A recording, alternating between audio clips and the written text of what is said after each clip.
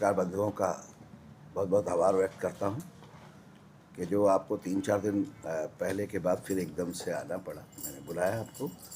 मैं आपके माध्यम से सबसे पहले काशीपुर की जनता की तरफ से भी माननीय मुख्यमंत्री श्री पुष्कर सिंह धामी जी का आभार व्यक्त करता हूं, धन्यवाद व्यक्त करता हूं। मैंने अभी 4 दिन पहले आप लोगों के साथ एक प्रेस वार्ता के माध्यम से रामनगर रोड के मुद्दे पर बात की थी। जैसा कि आप सभी पत्रकार बंधुओं ने भी समय समय पर रामनगर रोड के मुद्दे को उठाया, प्रकाशित किया। मैं जानता हूं कि वो काशीपुर की एक बड़ी समस्या थी और उसके बाद कुछ लोगों ने उस पर राजनीति भी करनी शुरू की। लेकिन जैसा मैंने आपको 4 दिन पहले बताया था और अपने पत्रों के माध्यम से भी समय समय पर जो प्रयास कर रहा था वो भी आपके सम्मुख रखे थे। और उसके बाद मैंने ये कहा था कि हल्द्वानी अधिशासी अभियंता के यहाँ से जो प्रोजेक्ट बनाकर भेजा गया था 16 करोड़ 30 लाख रुपए का, आरओ ऑफिस देहरादून, उसके बाद आरओ ऑफिस से उसमें संशोधन के साथ जो पत्र बनाकर फिर भारत सरकार को भेजा गया था 17 करोड़ 51 लाख रुपए का।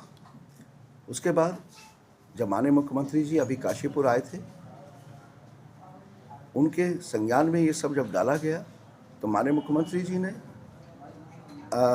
जरा उधर रुकवा दीजिए यार, हल्ला बहुत है। तो माननीय मुख्यमंत्री जी जब काशीपुर आए थे तो उनके संज्ञान में भी ये सारी वस्तुस्थिति डाली गई। तो उसके बाद माननीय मुख्यमंत्री जी को भी भारत सरकार में जहां बात करनी चाहिए थी उनके द्वारा तुरंत संज्ञान में लेकर वो बात की गई।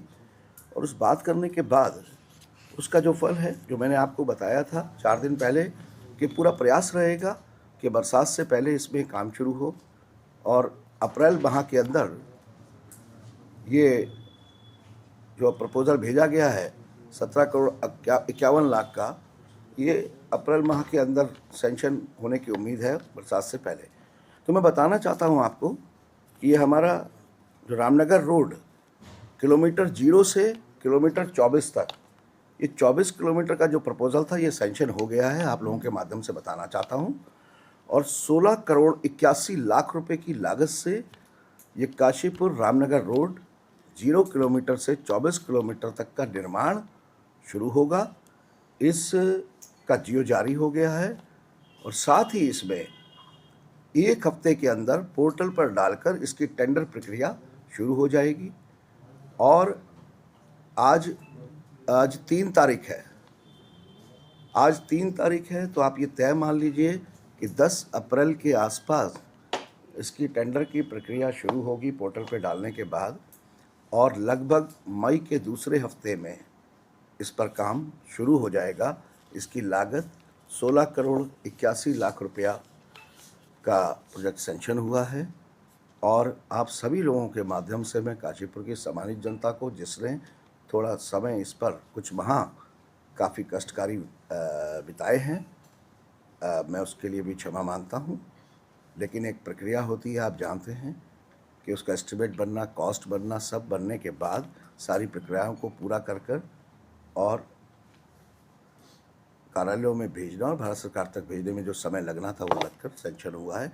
मैं आप सब की तरफ से माननीय मुख्यमंत्री जी को भी अपनी तरफ से बहुत बहुत बधाई देता हूँ और कहना चाहता हूँ कि माननीय मुख्यमंत्री श्री पुष्कर सिंह धामी जी की जो कार्यशैली है उसमें बस उन समस्या उनके संज्ञान में आनी चाहिए और उसका निवारण जल्द से जल्द होता है।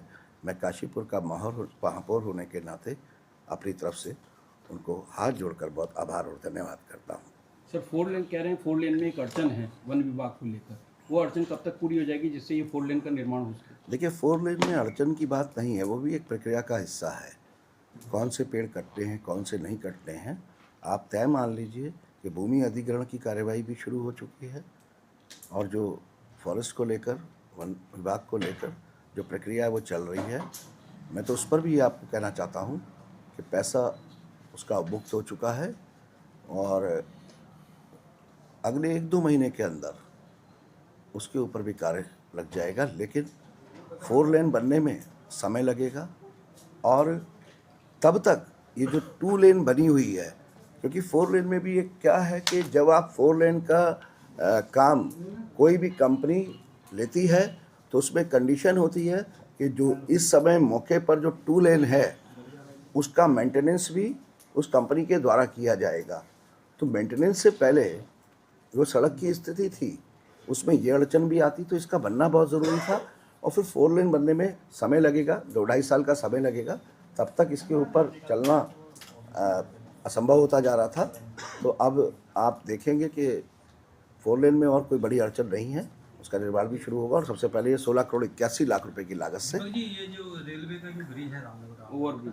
और 54 करोड़ रुपए का प्रस्ताव हुआ था और इसमें जो रेलवे ने अब परमिशन दी है और उनकी शर्तें इतनी ज़्यादा लग गई हैं कि वो ऊपर जा रहा है। तो एक ठेकेदार से हमारी बात हुई थी उड़ील वाले से, उन्होंने कहना था भाई साहब या तो इसको रिपीट करेंगे या फिर इसका बजट बढ़ाए रेलवे। तो ये 4 साल करीब हो गए हैं, तो बिना उसके आप बढ़िया कर रहे हैं, लेकिन रेलवे का ब्रिज भी वो बनना जरूरी है सर, उस बारे में सर। और आपने देखिए- सर जब प्रेस करी थी उसमें ये कहा भी था कि इसके डिज़ाइन के लिए मैंने भेज रखा है, वो डिज़ाइन लेकर ही आएगा यहाँ पे, वहाँ बैठा उन्हें होगा। टेंडर निकलेगा करके, या तो फिर आप पैसे बढ़ाएं। मैं आपको ये बताना चाहता हूँ, आपके भी संज्ञान में है, इसमें माननीय विधायक जी ने, हमारे पूर्व विधायक हरभजन सिंह चीमा जी ने, इसमें मैं उस प्रेस वार्ता में और अधिकारियों वाली मीटिंग में नहीं था, उसमें उन्होंने अधिकारियों से वार्ता करने के बाद आपके सम्मुख रखा था। और माननीय विधायक जी का कहना है, पूर्व विधायक जी का भी कहना है कि दिसंबर 2026 तक ये पूरा हो जाएगा। इस बारे में इससे ज़्यादा, क्योंकि इसको लेकर मेरी कभी कोई बातचीत नहीं हुई है, ना ठेकेदार से और ना विभाग से, क्योंकि माननीय विधायक जी और हम एक ही हैं। तो माननीय विधायक जी इस ओवरब्रिज की चीज़ को देख रहे हैं और उन्होंने बताया है दिसंबर 2026 तक पूरा हो जाएगा। तो उम्मीद है कि जो उन्होंने कहा है वो पूरा होगा। माननीय मेयर साहब, एक बड़ा क्वेश्चन है। आपने अभी बताया कि 4 लेन निर्माण होना है रामनगर रोड पर, बावजूद उसके जनता की समस्या को देखते हुए रोड का निर्माण किया जा रहा है। काशीपुर का रोडवेज बस अड्डा ISBT के लिए कह रहे हैं कि सूत मिल की तरफ कहीं जमीन देख ली है, लेकिन स्थिति ये है कि पिछले 6 दिनों से पानी की एक बूंद नहीं है पूरे रोडवेज में। चैती के यात्री आ रहे हैं, पानी के लिए बाहर जाना पड़ रहा है।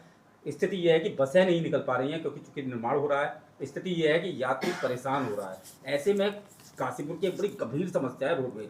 कहाँ सड़कों पे खड़े हो, कहाँ खड़े हो, रोज एक्सीडेंट हो रहे हैं शहर में सभी जगहों पर। उसकी वजह से क्या सोच रहे हैं? अगर रोडवेज बस अड्डे की बात, जहाँ तक पानी की समस्या की बात है, इसको मैं अभी संज्ञान में ले लेता हूँ। ये अभी आपने मेरे संज्ञान में डाला है, इसका तो त्वरित निवारण कर देते हैं।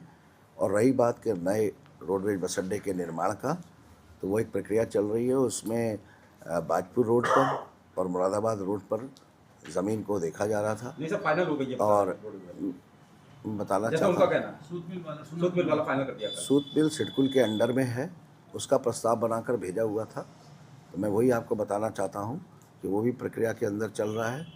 और उम्मीद है कि जिसमें से जो भी स्थान, क्योंकि जब भूमि का निर्धारण करना होता है तो उसमें बहुत सारी चीज़ देखी जाती हैं। और ये ISBT जो बनेगा, काशीपुर का बस अड्डा जो बनेगा, ये जन सुविधाओं के साथ एक बहुत ही आकर्षक और बेहतर तरीके से बनेगा। लेकिन इस सर, पर जब भी बनेगा तब बनेगा, ये रोडवेज के बदहाल है। नहीं, इस रोडवेज पे आपने मेरे संज्ञान में डाला है, इसकी बदहाली के ऊपर भी बात करते हैं। और इसको जब तक बनकर वो तैयार होगा वो बात की बात है। फिलहाल यात्रीगण परेशान ना हो, उन्हें दिक्कतें ना हो, उनकी सुविधाओं में क्या कमी है, इस पर मैं 1-2 दिन के अंदर ही संबंधित अधिकारियों के साथ वार्ता करता हूँ, मीटिंग कर लेता हूँ। सर, एक और दूसरा सवाल, रोडवेज के ठीक सामने जो ROB के नीचे की जगह है, आप इस तरफ तो सौंदर्यकरण करा रहे हैं, लेकिन वो जगह ऐसी हो सकती है जहाँ बैडमिंटन कोर्ट या लोगों के लिए एक अच्छा फूड कोर्ट खोला जा सकता है, क्योंकि वो जगह केवल नशेड़ियों का अड्डा बन चुकी है। रात्रि के समय माँ बहन वहाँ नहीं जा पाती हैं। ऐसे में क्या उस जगह का सदुपयोग करेगा नगर निगम? सबसे पहले मैं आपको बता दूं कि इस तरफ सौंदर्यीकरण नहीं हो रहा है। सौंदर्यीकरण होगा तो पूरे ROB के नीचे ही है। और जहाँ तक बात रही कि उसके नीचे फूड कोर्ट या बैडमिंटन कोर्ट स्टेडियम में बनेगा, उसका प्रपोजल भी जा चुका है। और एक पूरे स्टेडियम का दोबारा से कहना चाहिए नवनिर्माण का प्रपोजल जा चुका है। फूड कोर्ट की जहाँ तक बात है, हम 5 वेंडिंग जोन में हमने, आप मानकर चलिए कि 2 जगह पर फूड कोर्ट लिए हैं, 3 जगह पर फूड कोर्ट लिए हैं, 2 से 3 जगह पर। तो आप निश्चिंत रहिए, फूड कोर्ट वाली जगह पर बनाएंगे, बैडमिंटन कोर्ट वाली जगह पर बनाएंगे, ओवरब्रिज के नीचे सौंदर्यीकरण करेंगे, ग्रीनरी करेंगे, एनवायरनमेंट के लिए जो होना चाहिए वो करेंगे, जो सुकून दे और शहर को सुंदर बनाने में जिसकी प्रतिकृति दिखाई दे। सर सर कल एक सवाल अतिक्रमण आता और है। पूछ लूंगा उसके बाद। सर अमृत, हाँ बिल्कुल लास्ट, अमृत योजना के तहत काशीपुर के रेलवे स्टेशन का सौंदर्यकरण किया गया, बड़े बड़े पार्क छोड़े गए, लेकिन उन पार्कों की ना तो रख रखाव है न देखभाल है। नतीजा ये हुआ कि शहर में जैसे भी रेलवे स्टेशन में घुसते हैं उन पार्कों में बड़ी बड़ी घासें हो गई हैं, नशेड़ियों का अड्डा बन चुका है, चोरी होनी शुरू हो चुकी है।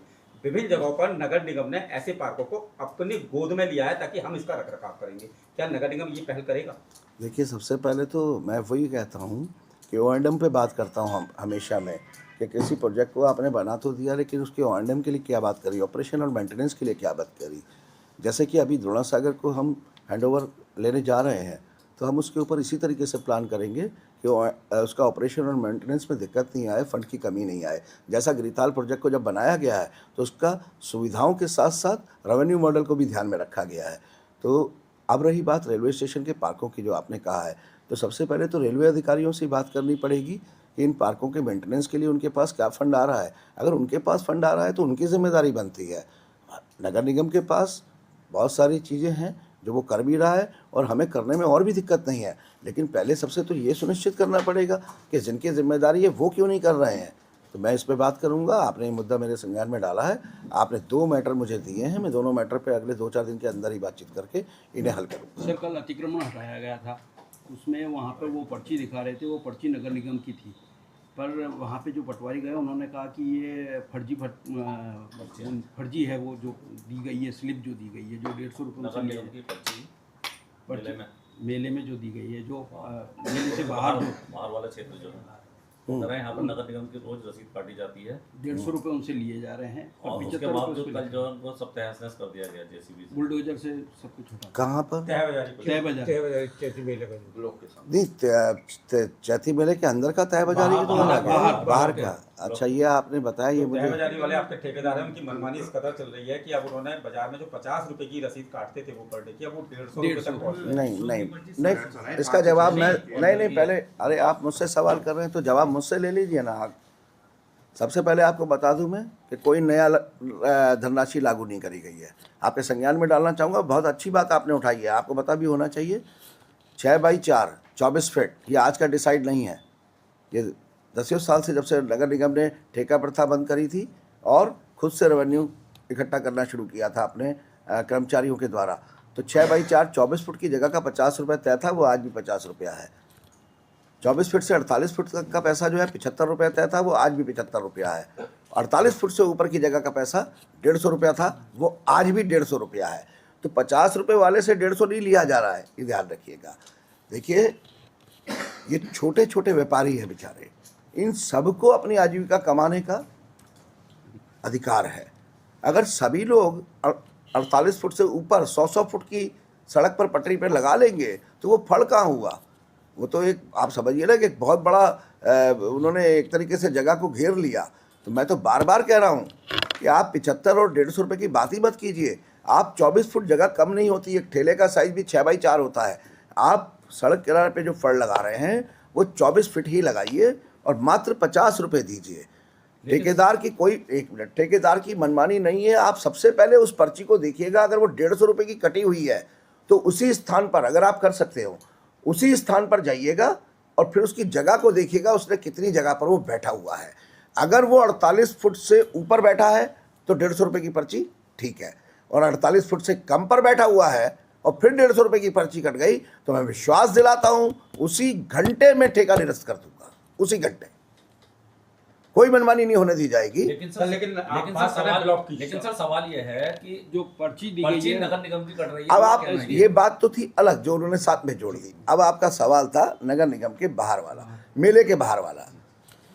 देखिए, ऐसा है, पहली बात तो पूरा मेला जो है वो नगर निगम क्षेत्र के अंदर है, और आप ही लोगों ने अभी कल भी इस पर बात की थी, और मैंने कहा था सबके सहयोग और सबके साथ। तो जो संभ्रांत लोग आए हुए थे, बैठे हुए थे, बल्कि 3 दिन पहले बात की थी, संभ्रांत लोगों से जब पूछा गया तो वो भी चाहते हैं कि नगर निगम जो है वो इस मेले को आयोजित करे, क्योंकि मेले की आय बढ़ाने के लिए कहीं ना कहीं दिक्कतें आनी शुरू हो गई हैं और बाहर से आने वाले दुकानदार कम हो गए हैं। ये बात। तो दूसरी बात, जो मेले का क्षेत्र है वो मेले का क्षेत्र है, वहाँ पर इस समय नगर निगम तय बाजारी नहीं लेगा। तय बाजारी लेगा जिसको प्रशासन ने तय बाजारी का ठेका किया है मेले के अंदर। मेले के क्षेत्र से बाहर नगर निगम का अधिकार है। अगर ऐसा हुआ है जो आपने बताया है तो मैं अभी इसका आपकी प्रेस वार्ता खत्म होने के बाद संज्ञान लूँगा और इस तरीके से किसी भी व्यापारी को परेशान नहीं किया मुझे जाएगा। ये कहना था कि जैसी भी जब हम रसीद दे रहे हैं नगर निगम क्षेत्र में है, नगर निगम को हम रसीद भी दे रहे हैं, बावजूद इसके प्रशासन आया और यहाँ पर जैसी भी चलाकर सब ध्वस्त कर दिया। मैंने आपने अभी जैसे संज्ञान में डाला है, मैं इस प्रेस वार्ता के खत्म होने के बाद सबसे पहले संबंधित अधिकारियों से इस पर बात करूँगा, बिल्कुल बात करूँगा। सर ये सड़क वाली बात में मैं एक बात कहना चाहूँगा। परसों एक जिक्र किया था, प्रपोजल भेजा गया था 0 से 28 किलोमीटर का, क्या उसमें अब जो चेंजिंग होगी उसमें 4 किलोमीटर का क्या चेंजिंग हुई है? 0 से 24, में हाँ 0 से 24 मैं बताना चाहता हूँ कि 0 से 28 किलोमीटर में 0 से 24 किलोमीटर का है, क्योंकि 4 किलोमीटर का जो एरिया है वो नगर निगम, वो रामनगर क्षेत्र का है, जो सड़क अपने आप में पूरी ठीक है जहाँ से आप घूम जाते हैं। तो 0 शुरू होगा MP चौक से और 24 किलोमीटर आगे तक। परसों आप 28 बताया। हाँ, लेकिन 0 से 24 इसीलिए तो उसकी धनराशि भी कम है।